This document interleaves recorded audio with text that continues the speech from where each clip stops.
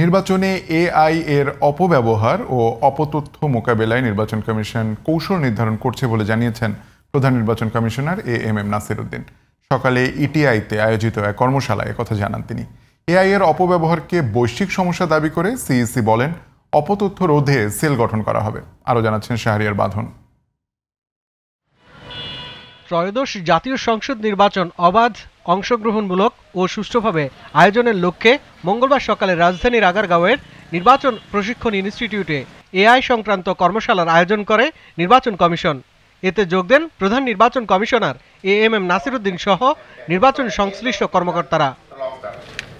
AI এর অপব্যবহার এবারের নির্বাচনের অন্যতম চ্যালেঞ্জ বলে জানান প্রধান নির্বাচন commissioner. The misinformation that will come up at dead of night, so it should be a 24-hour job. So how to make sure what kind of people we have to really engage in this job, kind of fact-checking mechanism, how fast we can check the facts, who will do it.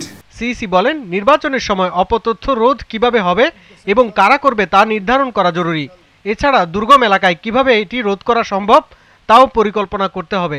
অনেক দূর থেকে, পাহাড়ি এলাকার থেকে, say for example areas like Teknaf, দ্বীপাঞ্চল, ওখানে আমরা কিভাবে রিচ করব, who will be the people sitting there to communicate with us regarding this misinformation.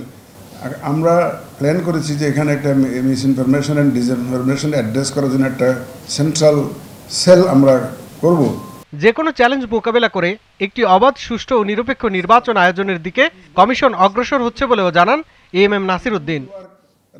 Shahriar বাঁধন, জিটিভি নিউজ, ঢাকা।